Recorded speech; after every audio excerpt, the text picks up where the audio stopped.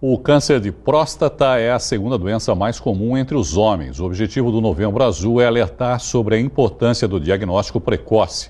Sobre esse assunto, eu recebo o urologista Fábio Atz. Doutor Atz, boa noite, obrigado, por participar aqui com a gente. A partir de que idade o homem deve realizar os exames preventivos? Bom, Irineu, boa noite a todos. Os exames devem ser realizados a partir dos 45 anos para pacientes que tenham antecedentes na família ou daqueles da raça negra, onde a incidência do câncer é maior, e para o resto da população masculina a partir dos 50 anos. E de quanto em quanto tempo deve ser esse exame? Preferencialmente anual, de forma... Pelo menos uma vez por ano? Pelo menos uma vez ao ano. Quais são os principais exames aí para investigar, a próstata? A próstata, o câncer de próstata especificamente, ele é investigado com o exame do PSA e com o exame de toque. Com esses dois exames a gente consegue um alto índice de detecção. Em alguns outros casos de doenças prostáticas benignas que não câncer, a gente também pode lançar mão do ultrassom, né? Enfim, e aí vai adiante com outros exames. Quais são os principais sintomas? Então, essa é uma pergunta fundamental, porque câncer de próstata não manifesta sintomas nessa fase inicial da doença, quando ela está localizada dentro da próstata. E esse é o perigo do câncer de próstata, porque ele manda metástases, a doença vai à distância antes de manifestar sintomas. Quando o câncer de próstata manifesta sintomas é porque a doença já perdeu o ponto da cura. Então, por isso que a gente trabalha tanto na questão da prevenção e em chegar cedo para poder fazer o diagnóstico. Os sintomas de quem, por exemplo, dificuldade para urinar, indicam o que a princípio, doutor? A dificuldade para urinar, na maioria das vezes, ela está relacionada a um problema de crescimento benigno da próstata ou doenças da própria bexiga que estão associadas ao crescimento benigno. Então, o câncer, não espere sintomas de câncer com dificuldade urinária, nada disso. E o tratamento, no caso de câncer de próstata mesmo? Qual é o tratamento nesse caso? Vai variar muito de acordo com a fase da doença, onde a gente consegue uma cura de mais de 90% dos casos, é na fase inicial.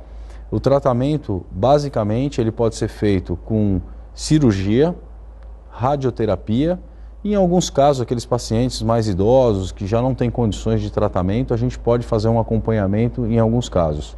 Quando a doença já está numa fase mais avançada, que é a chamada fase metastática da doença, aí o tratamento passa a ser paliativo com um bloqueio hormonal e a quimioterapia é a última escolha. No caso de cirurgia, como é o pós-operatório? Então, depende da via que você opta para operar. Hoje a gente tem várias modalidades para se operar.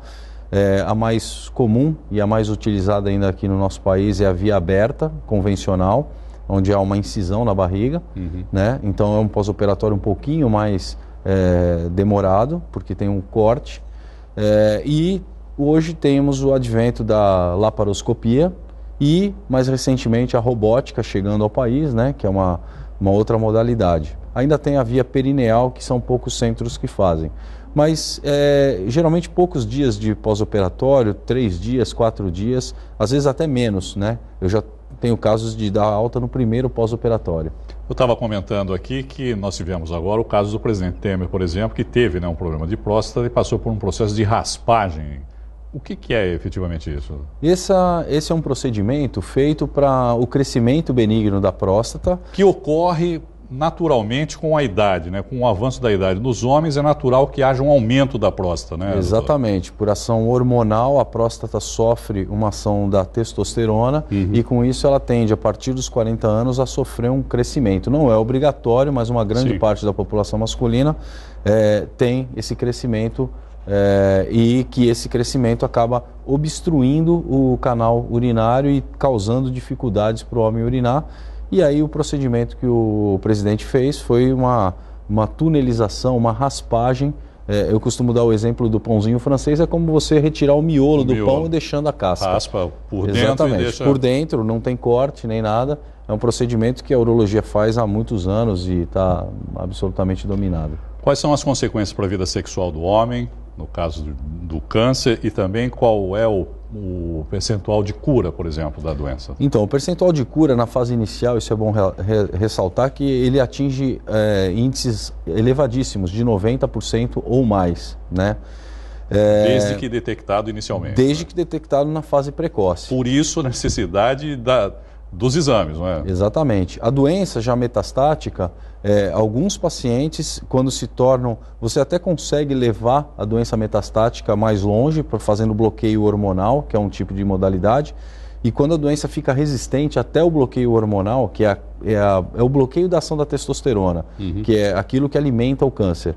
Aí o paciente vai a óbito em no máximo 2 a 3 anos, quando a doença se torna refratária ao hormônio. E você perguntou a questão da cirurgia, né, os efeitos da O que cirurgia. acarreta para a vida sexual, principalmente dos homens, que é a grande preocupação, eu acredito, dos homens, né? Que de alguma maneira vai interferir na vida sexual dele. O tratamento, ele tem duas grandes implicações na vida sexual, e isso pode ocorrer geralmente nos pacientes mais jovens, ele mantém a qualidade da vida sexual dele, nos pacientes mais jovens, enquanto que os pacientes mais idosos, que já têm outras doenças, diabetes, hipertensão, vão sofrer mais consequências, porque ele já estava num grau mais avançado até de problemas de ereção. Então, isso varia de acordo com a faixa etária do paciente e com as condições que esse paciente tem.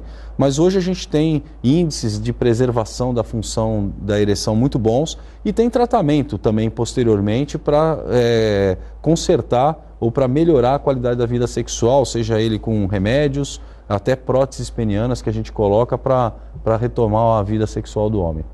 Pedir para o doutor Fábio continuar aqui com a gente vai fazer uma pausa na entrevista justamente para ouvir o relato de um homem que teve a doença. José Luiz Oca está livre do câncer há 8 anos. Graças a Deus a operação foi bem sucedida, foi feita a biópsia na próstata, de fato constatou que era neoplasia maligna, e aí o médico achou até por bem, para que se tivesse uma maior segurança, fazer sessões de radioterapia. E então eu acabei sendo encaminhado para São Paulo, e em São Paulo eu fiz mais 35 sessões de radioterapia e graças a Deus também não tive nenhum problema. E o mais importante que eu entendo que seria legal ressaltar é que eu fui para a sala de cirurgia sem ter nenhum sintoma, eu não sentia nada. Algumas pessoas não entendiam que existem alguns sintomas normais quando você tem o câncer de próstata. E eu fui para a sala de cirurgia sem ter nada, não sentia nada. Então eu dou esse testemunho justamente para que as pessoas não tenham medo, enfrente a doença, façam o tratamento, faça a prevenção, né? Porque é importante. Agora nós estamos no mês de novembro, nessa campanha do Novembro Azul, é importantíssimo que as pessoas quebrem esses tabus, procurem um médico, façam os seus exames periódicos, porque se acaso acontecer de você ter esse tumor, esse câncer, você pegando cedo, você vai automaticamente ter grandes chances de cura. Bom, esse depoimento, né, doutor, só ressalta o que o senhor acabou de dizer, quer dizer, a inexistência de sintomas e da necessidade premente de se fazer os exames. Agora, vamos falar um pouquinho a respeito do preconceito que o homem ainda tem em relação, principalmente, ao exame de toque, doutor Fábio. Esse preconceito eu vejo que ao longo dos anos ele deve começar a cair justamente por conta dessas campanhas que um paciente falou, do Novembro Azul. A mídia ajuda muito a divulgar. O envelhecimento masculino que vem acontecendo, não só masculino, mas o envelhecimento da população como um todo, a população tem que tomar realmente consciência, porque o câncer vem nas fases mais tardias da vida. Então a gente tem que realmente, como o homem está vivendo mais, a gente tem que desmistificar esse exame para poder promover cura, né? Porque é uma doença curável, não adianta tapar o sol com a peneira, a gente tem que realmente chegar primeiro. O senhor trouxe aí um demonstrativo de onde se localiza, né, a próstata? Exatamente. Isso aqui é um modelo do trato urinário, né, nosso trato urinário como um todo, rins, os rins promovem a urina, fazem a urina, ela é armazenada na bexiga, e a próstata é uma glândula que está logo abaixo, aqui como vocês podem ver. Essa aqui logo abaixo da bexiga. Logo né? abaixo da aqui bexiga. Seria a bexiga. Isso aqui, embaixo é a próstata. Exatamente, isso aqui é um corte, né? Esse órgão é esférico, então aqui é a próstata e aqui o canal da uretra por onde a urina passa para chegar no pênis, né? Então, quando há dificuldade de urinar é justamente por isso, não é, doutor? Quer dizer, a próstata tem um aumento e acaba estrangulando, apertando. Exatamente, o que faz é isso aqui, ó. Na verdade, ela estrangula o canal da uretra. E aí né? a urina... E a urina há uma dificuldade de esvaziamento. O câncer, ele vem na casquinha, na maioria das vezes ele vem na casca, não é obrigatório, mas ele vem na casca da próstata. Então pouco ele dá sintomas aqui nessa região interna. E no caso do toque é exatamente isso, doutor? Quer dizer, é sentir um endurecimento da próstata quando faz o exame de toque, é isso? O exame de toque ele é feito através do reto. Então, o reto, existe uma camada fina aqui no ânus, onde passa as fezes. Então, o médico, através do exame de toque, ele sente essa parte aqui posterior da próstata e ele sente se tem algum nódulo, algum tumor nessa região que chame a atenção. Só para encerrar, porque a gente está com o tempo, mas eu li agora recentemente que houve uma mudança de parâmetros em relação ao nível de PSA, que era 4, passou para 2,5, e que esse exame, por exemplo, só vê um lado da próstata, uma face dela e não a outra face. Exatamente. Essa mudança do nível do PSA já vem há alguns anos, porque o nível foi verificado que o PSA entre 2,5 e 4, 22% dos pacientes tinham câncer e que não estavam sendo detectados. Porque era 4 o nível. O nível de segurança era 4, às vezes o paciente nem acompanhava com o urologista, ele estava acompanhando com qualquer outro colega e ele olhava o valor de referência 4, você pode ficar descansado, mas a gente sabe que não é assim. Inclusive tem câncer de próstata com PSA abaixo de 2,5. Então é importante o acompanhamento do paciente pelo especialista, pelo urologista. Doutor Fábio, muito obrigado, viu, pela entrevista e uma boa noite para o senhor. Muito obrigado a vocês.